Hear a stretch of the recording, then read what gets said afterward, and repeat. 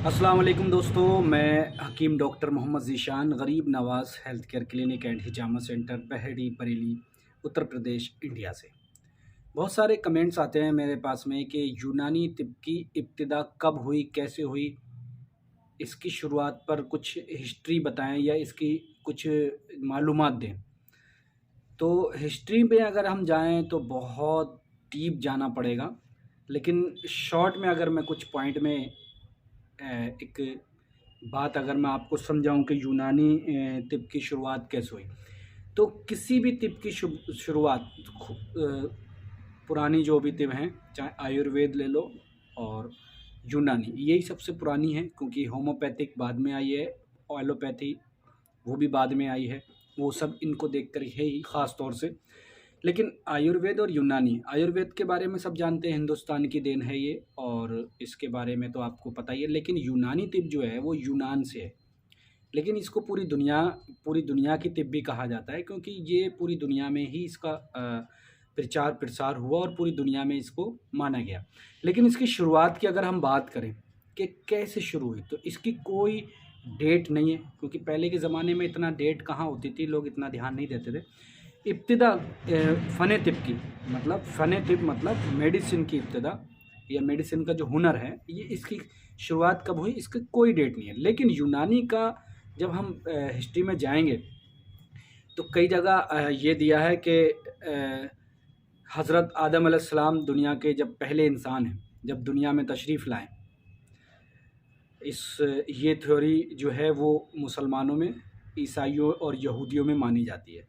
ठीक है, हज़रत आदम अलैहिस्सलाम वाली, और भी हो सकता मानी जाती हो।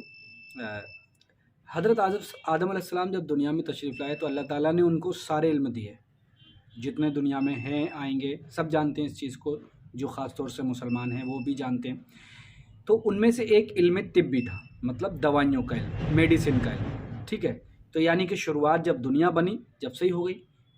दूसरा, हज़रत इदरीस अलैहिस्सलाम को अल्लाह ताला ने इल्म तिब दिया था, जिनका यूनानी पैथी में हर्मस के नाम से कहा जाता है। जो हर्मस कंपनी की दवाइयाँ मैं बताता हूँ ना, तो हर्मस कंपनी वालों ने जो है ना, हज़रत इदरीस अलैहिस्सलाम के नाम पर ही इस कंपनी का नाम रखा है।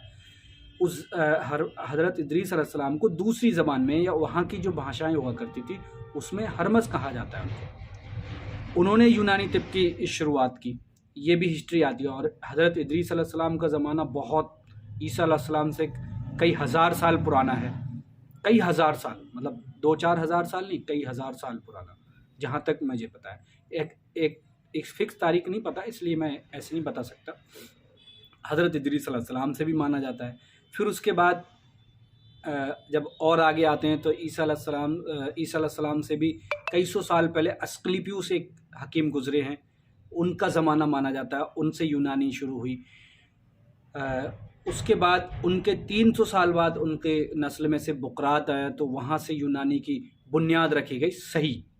मतलब अब आदम अलैहिस्सलाम से इदरीस अलैहिस्सलाम तक, इदरीस अलैहिस्सलाम से अस्क्लेपियस तक, अस्क्लेपियस का हकीमों में ज़िक्र होता है, उस ज़माने तक जो है तिब को दवाइयों से, यानी यूनानी पैथी को दवाइयों से इलाज किया जाता था और साथ में जादू टोनों को, दोनों को साथ में रखा जाता था। जादू टोनों से भी इलाज किया जाता था और कुछ दवाइयाँ भी दी जाती थी अस्क्लेपियस के ज़माने तक।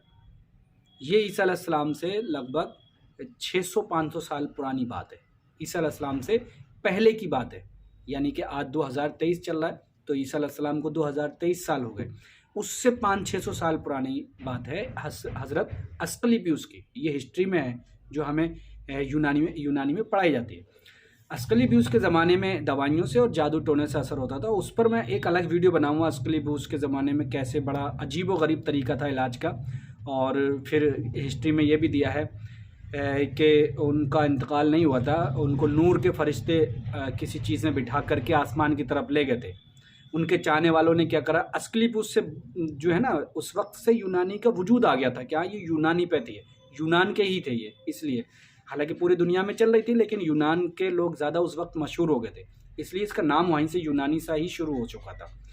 तो हालांकि जादू से और दवाइयों से दोनों से इलाज होता था ईसा अलैहिस्सलाम के 500-600 साल पहले, ध्यान रखिएगा। यानी कि लगभग आप ऐसे मानो कि 2800-2900 साल या 26-27-2800 ऐसे एवरेज मान लो। अब उसके बाद इस अस्कली ब्यूस जो थे, जब वो उनको नूर के फरिश्ते ले गए, बात बहुत बड़ी हो जाएगी लेकिन थोड़ा सा बताना है, किताब में दिया है, ये हिस्ट्री में जो हमारे पढ़ाया जाता है मैं उसकी बता रहा हूँ। जब उनको नूर के फरिश्ते ले गए तो उनके चाहने वालों ने क्या करा कि मंदिर बना लिए, मतलब उनकी मूर्ति बना ली और उसके आगे हाथ फैला करके अपनी परेशानियाँ बताते थे, और फिर वो रात को ख्वाब में आते थे और ख्वाब में आकर के उसका इलाज बताते थे कि फला जंगल में जाओ और वो जड़ी बूटी मिल लेकर के आओ और वो जड़ी बूटी से आपका इलाज हो जाएगा। ऐसा हो जाता था। ये एक इतिहास की बात बता रहा हूँ, अल्लाह बेहतर जानता है सही क्या है, लेकिन किताबों में इस तरह से दिया है।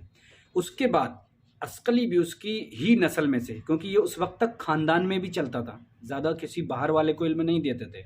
जिसको इलाज कराना होता था उसी ख़ानदान के पास आते थे। दुनिया के किसी भी कोने से आना होगा, किसी को कोई बीमारी है तो ज़्यादातर वहीं आते थे। लेकिन उसके बाद जो है 300 साढ़े 300 साल बाद अस्कली भी उसके ही ख़ानदान से 300-350 साल बाद बुकरात का जन्म हुआ। बुकरात जिसे पूरी दुनिया ने माना कि ये फादर्स ऑफ मेडिसिन है। मॉडर्न वाले वो भी फादर्स ऑफ मेडिसिन बुकरात को मानते हैं, और दूसरी पैथी वाले भी अक्सर इस फादर्स ऑफ मेडिसिन मानते हैं। लेकिन हकीकत यही है कि फादर्स ऑफ मेडिसिन वाकई में बुकरात हैं, जो ईसा अलैहिस्सलाम से 300 साढ़े 300 साल पहले के दरमियान। एक फ़िक्स डेट इसलिए नहीं बता रहा हूँ कि किताबों में दे रखा है, लेकिन हिस्ट्री का, मैं हिस्ट्री का स्टूडेंट नहीं हूँ जो डेट बाई डेट बताते रहो, तो एक अंदाज़ा बता रहा हूँ। तो बुकरात जो है उनको हिप्पोक्रेट्स भी कहा जाता है, और यूनानी में इनको फादर्स ऑफ मेडिसिन या अबुल तिब कहा जाता है। ठीक है, यहाँ से जो इन्होंने क्या करा है कि तिब को अलग किया और जादू टोने को अलग कर दिया। ठीक है, अब इन्होंने तिब मतलब मेडिसिन, मतलब जो फन की हम बात कर रहे हैं यूनानी की, उसकी बात कर रहा हूँ। यूनान के थे ये सब, इसलिए यूनानी यहीं से शुरू हुई। अब जब बुकरात ने क्या करा, अब इंसानी जिस्म के जो कॉन्सेप्ट होते हैं उसके बारे में बता करके उसको कैसे इलाज करेंगे, इस तरह से शुरुआत वजूद डाल दिया। इस तरह की शुरुआत हो गई कि अब भाई जादू टोने का मसला नहीं होगा कि आपका बीमार है तो आपके अंदर जिन घुस गया या जादू घुस गया है उससे बीमार है, ये नहीं होगा। अब अगर आपका बलगम बढ़ रहा है या खांसी हो रही है तो आपका कोई मादा बॉडी के अंदर बढ़ा हुआ है जो आपको खांसी कर रहा है। अब वो मादे को बुकरात ने तहकीक किया कि ये बलगमी मादा है। अब यहाँ से हिकमत जो है असल शुरू हो रही है। ईसा अलैहिस्सलाम के 300-350 साल पहले की बात बता रहा हूँ, लगभग 400 साल भी कह सकता हूँ पहले की। वहाँ से यूनानी तिब का वजूद ये हुआ कि भाई आपके अंदर अगर फोड़े फुंसी दाने निकल रहे हैं, चेहरा पे लाल लाल दाने हो रहे हैं, तो कहीं ना कहीं आपके बॉडी के अंदर कोई मादा ऐसा है जो जोश मार रहा है, उबाल मार रहा है, लिमिट से ज़्यादा हो रहा है या उसका मिजाज बिगड़ रहा है, तो उसका इलाज करो, ना कि इसमें जादू टोना है। ठीक है, ऐसे ही अगर आपके कोई सफरावी मर्ज हो रहा है, पीले फुंसी निकल रही हैं या कोई ऐसा मर्ज हो रहा है जिससे आपके अलामत ज़ाहिर हो रही है कि भाई सफरा, तो बुकरात ने क्या करा, इसको सर्च किया, तहकीक की इन चीज़ों पे। तो उसने उन्होंने 4 मादों का बताया, खून, बलगम, सफरा, सौदा। ये बुकरात की ही देन है, इन चारों की तहकीक करने वाला। इन चारों को यूनानी में खिल्त कहा जाता है, खिल्त से इखलात बना है। ठीक है, खिल्त एक को कहा जाता है और इनकी जमा है इखलात, यानी कि 4 मादे, खून, बलगम, सफरा, सौदा। जब ये तहकीक हो गई और इसके बेस पे आज भी पूरी दुनिया के अंदर यूनानी पैथी इलाज करती है, और आप मेरी भी वीडियो में हर वक्त देखते होंगे, ये बुकरात की देन है। यहाँ से इन्होंने क्या करा, एक दूसरा फ़ायदा ये हुआ, यहाँ से इन्होंने फिर ख़ानदान में नहीं रखा, एक तो जादू टोनों से अलग कर दिया, अब पूरे एक थ्योरी के बेस पे साइंस के हिसाब से इलाज करना शुरू कर दिया, और फिर इन्होंने ख़ानदान से आम कर दिया कि कोई भी इस चीज़ को सीख सकता है, आके कोई भी कहीं भी जाके इलाज कर सकता है। अभी हमारे एक ही ख़ानदान में नहीं रहेगी, ये बुकरात की देन है। और फिर उसके बाद लोगों ने सीख करके पूरी दुनिया के अंदर भेजाया। उसी दौरान आयुर्वेद अपने हिंदुस्तान में भी चालू हो चुकी थी। अब उसका इतिहास मुझे पूरी तरीके से नहीं पता, इसलिए मैं कंफर्म नहीं कहूँगा, लेकिन यूनानी है इस तरह से बड़ी। बुकरात की बहुत सारी यूनानी तिब को जितनी भी देन है ना, सबसे ज़्यादा बुकरात की है, और बुकरात ने ही सबसे ज़्यादा मेहनत की। ये चारों जब खिल्त को पहचान करके उन्होंने बाकायदा प्रैक्टिकली कर करके बताया, खून, बलगम, सफरा, सौदा होते हैं बॉडी में, जब इनका एतदाल से बढ़ते हैं, नॉर्मल से कम बढ़ होते हैं, तभी बीमारियां पैदा होती हैं, और इसको नॉर्मल कर दें तो बीमारियां ख़त्म होती हैं, जो कि ये हकीकत है और आज भी यही कॉन्सेप्ट है। और अल्हम्दुलिल्लाह जो मैं मिजाज के हिसाब से इलाज करता हूँ वो इसी कॉन्सेप्ट पे करता हूँ। ठीक है, ये हो गई बुकरात की बात। यहाँ से यूनानी तिब जो है पूरी दुनिया के अंदर एक आम हो गई, और फिर उसके बाद बड़े बड़े हकीम पैदा हुए इस यूनानी तिब में और बड़ा बड़ा नाम किया। कुछ हकीम तो ऐसे हुए कि जिनकी लिखी हुई किताब 700 साल तक यूरोप के मेडिकल कॉलेज में पढ़ाई गई। अल कानून फिल तिब के नाम से ये इब्न सीना की बुक है, जिन्हें तिब्बी दुनिया का आफताब कहा जाता है। इस पर भी मैं बहुत जल्दी वीडियो बनाऊंगा। थोड़ी मैं हिस्ट्री की तरफ चल रहा हूँ, ये वीडियो अब ख़त्म करेंगे यहीं पर ही, फिर इसके आगे की हिस्ट्री बताएंगे हम आपको। बुकरात ने जब ये सब कर दिया, और जो अभी मैं जो बात बता रहा था कि अल कानून फिल तिब, जिसे अल कैनन के नाम से यूरोप के मेडिकल कॉलेज में 700 साल तक पढ़ाई गई। 1000 AD में लिखी गई ये किताब और 1700 तक पढ़ाई गई। इसी किताब को पढ़ने के बाद पूरी दुनिया के अंदर एलोपैथी जो चल रही है ना, वो यूरोप वालों ने जो सर्च किया है, यूरोप वालों ने जो मॉडर्न शुरू किए 1700-1800 ईस्वी में किए, तब तक इसी किताब को पढ़ते थे वो लोग। इसी किताब को पढ़ने के बाद नई रिसर्च की उन्होंने और फिर अपनी पैथी बनाई, वो जिस पैथी को एलोपैथी कहा जाता है। ठीक है, आज जो यूनानी हम पढ़ते हैं वो अल कानून फिल तिब की ही एक जिल्द पढ़ते हैं। मतलब जिल्द का मतलब वो बहुत बड़ी किताब है और उसमें से लोगों ने छांट छांट करके किताबें लिखी हैं और उसी को यूनानी में पढ़ाया जाता है। जितनी भी पढ़ाई किताब की जाती है, या 1000 AD से पहले जितनी भी यूनानी पैथी थी या किताबें थीं, उन्होंने अल कानून फिल तिब में सारी लिख दी। अब अल कानून फिल तिब से सारी नई नई किताबें बनती चली गई जो आज तक चल रही हैं। यूरोप के मेडिकल कॉलेज में तो बंद हो गई 1700 ईस्वी में, जब क्योंकि उन्होंने मॉडर्न इख्तियार कर लिए, लेकिन आज भी उसके कुछ पार्ट पढ़ाए जाते हैं। अल कैनन के नाम से उस किताब को अंग्रेजी में ट्रांसलेट किया गया, जिसका उर्दू में नाम अल कानून फिल तिब है। ठीक है, इब्न सीना की है, इब्न सीना की लिखी हुई किताब है। बहुत बड़े हकीम थे, इनके बारे में बताऊंगा।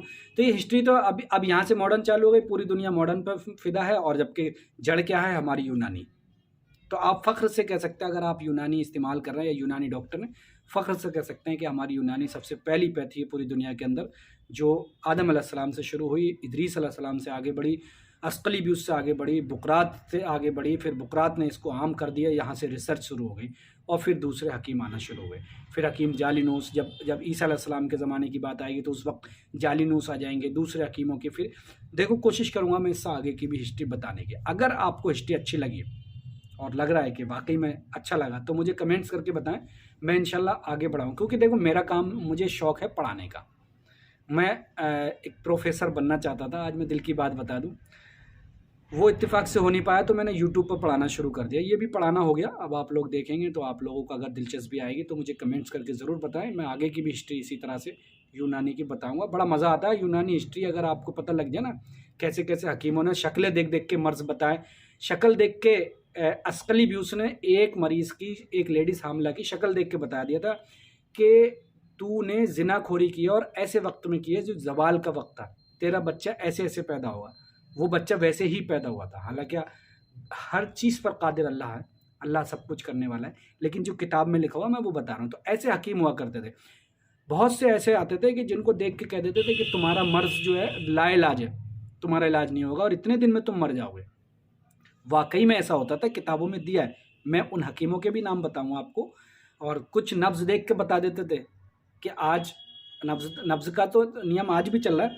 कुछ नब्ज़ देख के उस दौरान ये बता देते थे कि आपका ये मर्ज़ है और इतने दिन में ठीक हो गया तो ठीक है, वरना नहीं होगा, आप मर जाओगे, फला तारीख में मर जाओगे। ऐसा होता था और लोग ऐसे हुआ है, इस इतिहास में लिखा है। तो खैर चलिए सॉरी, माफ़ी चाहता हूँ। आगे इंशाल्लाह मैं इसी तरह से हिस्ट्री और देने की कोशिश करूँगा। अच्छा लगे तो ज़रूर मुझे बताएं। अगर आप लोग हिस्ट्री जानना चाहते हैं, अपना ख्याल रखें, शेयर करें, वीडियो को लाइक करें और चैनल को सब्सक्राइब करें। शुक्रिया।